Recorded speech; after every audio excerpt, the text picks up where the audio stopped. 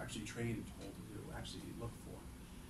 The SPs themselves are also going to give feedback. Data will go into that a little more extensively after that case.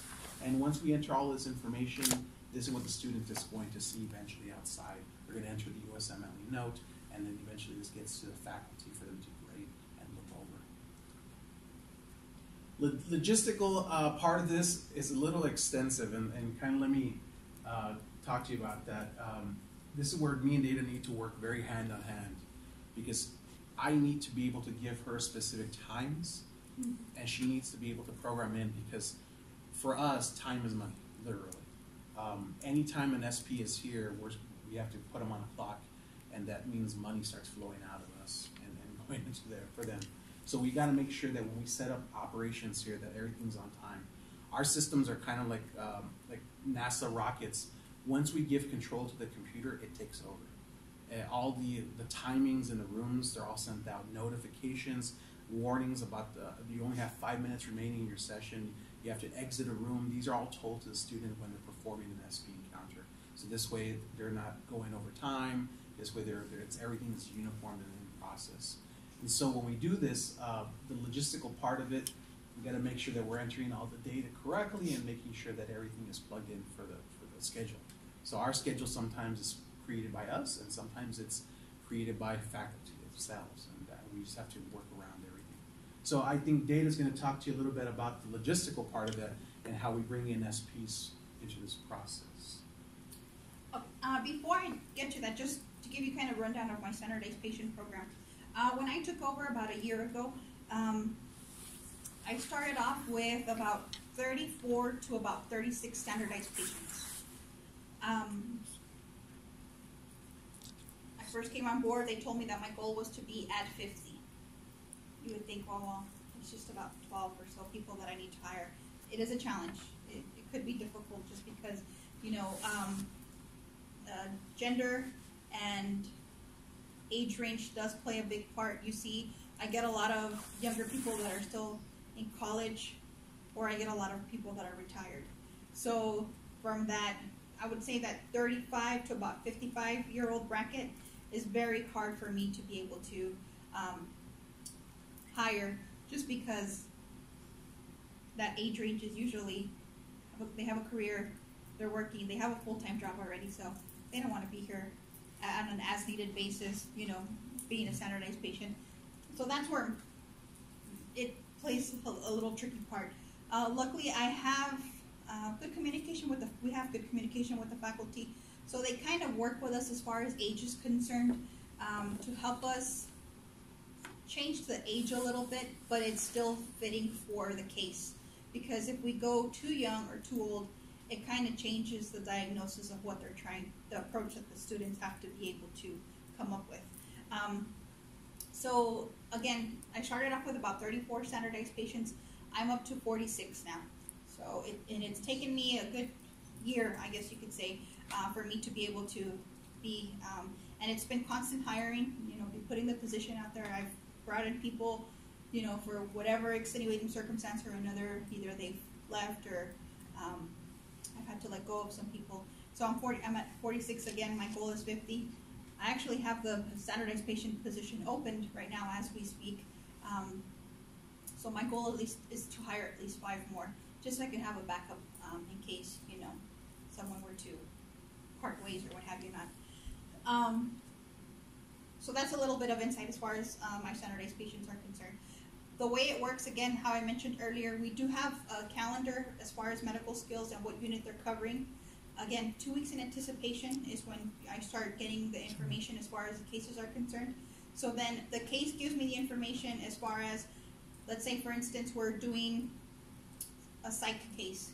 It requires, we have a total of 16 rooms, exam rooms, encounter rooms that we run. So I can go anywhere from, just depending on how many I can fulfill, and how many rooms we're going to use at during that certain case. So I can bring anywhere from 10 to 14 to 16 standardized patients. So let's say we're running a psych case, it's all females. They want it for her to be anywhere from about 35 to 50. I start looking at my roster. I send out an email to the standardized patients a Tuesday before, and I let you know, okay, what are the cases that are going to be sent out. That following Wednesday, we have a scheduling system that I use. It's on a first come, first served basis. So let's say I send it out to the first 18 females that I have that fit that criteria. The first 14 that RSVP will be the ones that will be participating in that case. From there, I schedule their training. So now they're under the understanding that they're going to come to the case and that it's their responsibility that they need to show up for training as well. Again, like how he mentioned, then I'm in communication with Eric. We need to be following up with faculty because we need that case. Again, he needs to proofread it. He needs to edit it for me and send it to me so I can send it out to the standardized patients before we can actually even train this case the following Tuesday. What's the next slide here? And I think that's the biggest thing, again, we went out to the bottleneck that you're going to have is always going to be faculty. And it's because they are the ones that have the knowledge behind it. So their time is always going to be something where you're going to try to keep taking from them, especially if there's lingering questions. So having something that's hammered out initially and being finalized from the very start is probably your ultimate goal. However, as you go through the process of entering all of this, through the SP portion of this, something always gets, caught. Something always figures out. Sometimes we're not able to fit all 14 rooms. Sometimes we're going to have to go 13 from 14 to 13, and this requires us to notify staff or faculty, and this then eventually leads to a bottleneck again, trying to get a response, and sometimes that just takes 1 or 2 days, and we get closer and closer to the deadline, which means presentation where the students actually arrive and come out there. So always have to stay on top of it with the faculty members. Logistics of it, let me just talk a little bit about this entry into the system. When we create LearnSim, when we enter the information from LearnSim, we know every student that comes in here based off of the year 2022, 2021, 2020, and 2019 that we have currently. Our fourth years are the 2019s. And so what we have for them is we categorize them, we place them into containers. Everything is self-contained within LearnSim. You can create little categories, you can create hierarchies. It allows you to enter all information so that once you've programmed this entire system up, when you create the case itself, you can actually tell the case, the computer, that on Thursday, the first years are going to be presenting this case specifically, the one that Data and I have been working on for that Thursday specifically. And then so what I do is I take this entire listing right here and I place their name based off of where they're scheduled onto. And that tells the computer that these students are going to be arriving for this time and they're going to be entering the rooms at this specific moment. And that's when we get onto the, literally, we're down to seconds. My job is to literally know from second to second where a student is going to be based off of in the room and when they're going to come out, because sometimes technology does fail. So in a room, if a student fails to hear a 5-minute warning coming from the computer, we then have to look back and say, okay, when did the student enter? We have to then notify that student that they have 5 minutes manually and then find a way to get that computer back online and running. So we always have to make sure that the logistics part of it is always 100%. And I think that's your biggest issue, especially if I'm not mistaken, you have a massive class at the school. You are absolutely correct. The UMP have a class of around 400 oh, yeah. or more. And the other, no, just wait. UPNT has a class of 1,000. Oh my goodness. So between, I'm running logistics by myself, and I operate 113 first years, 100 second years, and we don't really see the third years, fourth years. That's just one person, and we have a struggle sometimes, just because students aren't always told, faculty's never, staff doesn't always do their part of it. There's always something that falls through, so there's always that issue. So logistics for you is key, 100%. If you don't, if no one knows where they're supposed to be, it can run a nightmare, especially for 1,000 to 400 students. Yes. I can imagine. So this is going to be your best friend because it tells the computer where everyone is supposed to do. Now that's the easy part. The hard part is actually coming into the room and coming up with your actual formulations as to how many can we fit per round. How much are resources able to compete? In other words, I can't push so many students on Data's 14 SPs. We only have so much. So then we have to make a determination as to how many students we can run per round, how many students are not going to be able to run that case. because our resources are limited, and it's all based off budgetary constraints, unfortunately. So if we could hire 500 SPs for our students, everyone would have it, That but would be great. unfortunately, we don't have that luxury. Okay? And then Daya's gonna take this one. Next slide, please. Next. Yes, kind of covered. So as far as going back to it, the preparation, as far as the cases are concerned, remember, like I mentioned, we work with 2 weeks in anticipation. Once training does come, which is usually on a Tuesday, and this is usually done about anywhere from 9 to 11 o'clock in the morning, because we usually train the first year case and the second year case. Usually, that's more of what we do. So again, that Friday before, the standardized patients are received the training that we're going to train for that Tuesday. So either they print out a copy for themselves and they bring it in. It's their responsibility to bring it in on Tuesday. Or also, again, I'm in communication with Eric. Eric sends it over to our lead analyst, and our lead analyst also will do me the favor of plugging in all the cases into iPads that we provide. So if the standardized patients didn't bring in their training notes with them, they can follow along with the case here, because we do read it, we go over it, we make any changes while faculty is present if need be to alter the case, so they can follow along reading the iPad. Also, faculty is very involved when it comes to training of the case. I have one of my, I call them a lead SP. They're the ones that help me. They are the ones that coordinate any bullet points on the case. And then we have faculty present. So again, if we need to make any alterations to the case, I like to be very hands-on. So anything that the standardized patient, as far as something that the specifics that the student has to do, like let's say they have to listen to their lung sounds, or they need to do a lymph node exam on the standardized patient. I like for everything to be hands-on. So especially because I do have a lot of standardized patients, so I do like for faculty to actually demonstrate in the training what they can expect as far as the physical examination of whatever is expected to be done. So we're very hands-on in the training. And what I have a rule that I do 40-20. So because the trainings are an hour long, so 40 minutes out of an hour we spend going over the case, and as far as the checklist as to what the standardized patients have to answer for the student. The last 20 minutes of the training, we spend it on feedback, because that's something that if it's not an OSCE, the standardized patients, after the student is done writing their note, they'll go back into their room, and the standardized patient has to give the student feedback as to how they did in the encounter to help them, have better sight manner, what the student can improve on, what's something that they didn't do that, they can continue, that was, professionally well done. So that's something that I can honestly say it's still a work in progress. We had, my goal ever since I took over the program is moving forward at least once a year, maybe hopefully twice. Again, just how Eric mentioned, we do have a budget restraint, so I do have mandatory meetings with the standardized patients. So my goal is to at least bring them in twice a year to have feedback meetings with them, to give them more of a training as to what they can expect, how we can improve, and what are some things, because also the students give us feedback as to how the center is doing. So I take into consideration all of the things also that the students are saying that we're either doing right or we're doing wrong. So I can incorporate that into the standardized patients and the feedback and how we can improve the program as well. And let me actually tell you a little bit about this.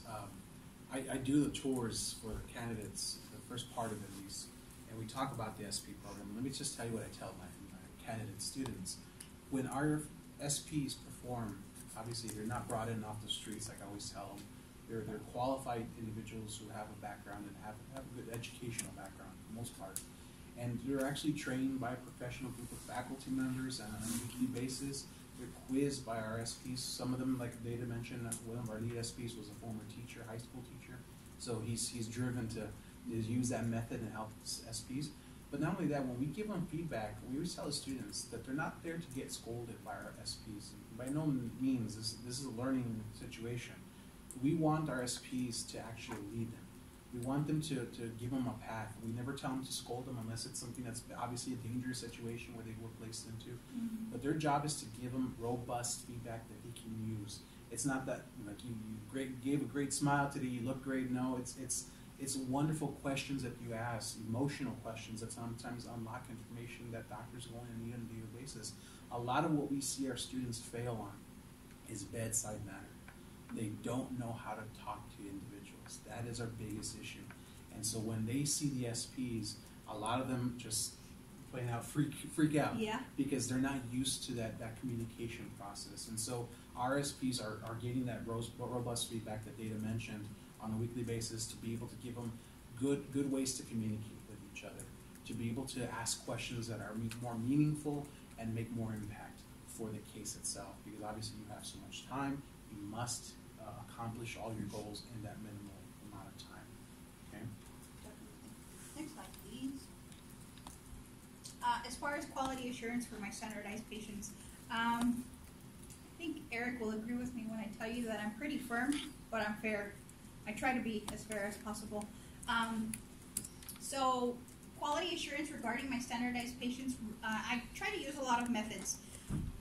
One being, I like to observe the participation when they're here during a training session. So how much are they involved? When they kind of put you on the spot and we'll ask you a specific question. See if you're following along with the case. If you're able to answer the question of the case. So that's one thing I look forward. One thing I look for. Another thing is when they're actually here performing the case. I like to I get sometimes help. So I'll be watching the live view of when they're actually performing the case, and I will actually I have an observation form that I use. So I'll be observing the standardized patient to see if they're actually giving the correct information to the student. If maybe they missed something, they gave something away that maybe they weren't supposed to, I'll give the standardized patient right then and there direct feedback like, hey, you know what, during the case we went over that you were supposed to be diabetic and you said that you had high blood pressure or something. Again, my goal is for them to stick to being standardized to that specific information that was presented during training. I also have lead standardized patients that help me and will also be observing standardized patients all day during their encounters to see what we can improve in, what they missed, what they overly give information of. So again, direct feedback right then and there to correct the behavior if they're doing something that is not either good or bad. And let me stress a little bit what Data said. This is a huge part of our SSH accreditations. It's consistency, being able to replicate information and data at all times. It looks unusual for any organization, especially a body like the SSH, to see our statistics go up and down quite a bit. They like to see consistency. So it's really important to correct issues. So like Data said, if we see something going on in a room that isn't qualifiable to what the case is, we need to make that change immediately so that we don't have altered data. The whole idea is to give students a consistent education, giving them the same opportunities that all the other students had, and to not have a different diagnosis. If they come to a different diagnosis, it's probably because their scheme might have been placed wrong. They went a different branch. But for the most part, we want to make sure that at least 80–90% of our students are hitting that diagnosis based off of the information that we're given that's accurate and well trained to that SP. Next slide, please. And although my standardized patients are considered PRNs, they're less than a part-time position here. They're on an as-needed basis. I always like to do session performance evaluations, which was what I mentioned to you right now, as far as like doing an observation as to how they're doing during that encounter and giving them immediate feedback if I see anything that they're doing either wrong that we need to correct, or giving them good feedback as far as like, hey, you did good on this case, you excelled on everything that we covered, and it's based off on seven criteria which is, again, accountability, adaptability. I look for compliance, dependability, integrity, interpersonal skills, and professionalism. So those are my main targets, and all of that is explained on the observation form that is what I'm looking for. It gives me, I think it's from a 1 to 3, 3 being the best of how they did, is how I rate them. But given all that, also that information, I'm not required to give the standardized patients an annual evaluation, but I still do it anyway. And that's the same steps that I use. They're graded on a scale from 1 to 7. I like to do that just to let them know the expectation and to let them know how they did from last year when I was observing them to this year when I'm giving you your evaluation. That gives them an understanding also of what are some things that I expect moving forward if there's any changes in the program. And more than anything, an expectation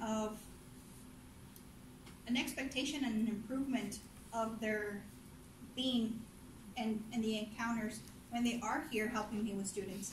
Because believe it or not, how you do in a session does affect if I'm going to bring you in again to do other cases, because obviously if you're struggling, of course faculty is going to come to me if a student complains they didn't get a good interaction or a good experience. I can't have you doing cases. I can probably bring you in to be a demo where you can help the students practice on their skills, but that's where I need to make the determination if you're equipped enough to be doing cases, or if I need to spend more time with you and training you to actually be capable of doing a case. But most importantly, when you look at the bigger picture of this, it's not only asking the students to see our growth, because obviously LearnSim lets you see the growth from one year to the next, but it also allows our growth of our program itself. Understanding where our shortfalls are and understanding how we can always improve. So if we have standardized patients that aren't showing growth, then it's probably something that we have to reconsider in terms of their employment to see if we need to go a different route. Because obviously staying stagnant is not an option for us, especially under SSH. SSH expects us to always excel, to always exceed our operation limits, to grow at a consistent basis. And so if our SP program isn't doing that, then obviously we're failing our standards and obviously the students themselves and their own growth throughout the 4 years of being at the medical school. So this is where I get into a little bit more of the operations side of this. This is LearnSim, and you can access this via anything. It's all web-based. So we can put on learnsim.elpaso.ttuhsc.edu, and the great part of our servers is they're all on board here. We don't have IT interact with us. In fact, we prefer they stay away from us. IT here, and the ongoing joke is that IT tends to break things. We tend to fix them. So we have our own background in IT.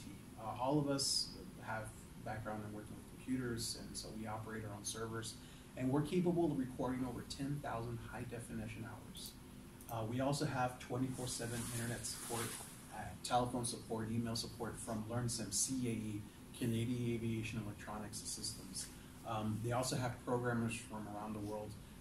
We're on a consistent communication basis with a few individuals throughout the world in Amsterdam, as well as other places in Australia, where they do a lot of this coding. So students don't have to be behind a certain firewall to access this. We have it web-based. They're able to look at their information. There's 3 ways that they can contact. If you're an SP, you have your SP login. If you're a faculty or staff, that's the all login, and also learner. That's for them to see their growth. Like I said, it's recording data from the very first visit. And I'll tell you what I tell them. It will record, because we have 2 high-definition cameras in those rooms, as you've seen. Also, a microphone.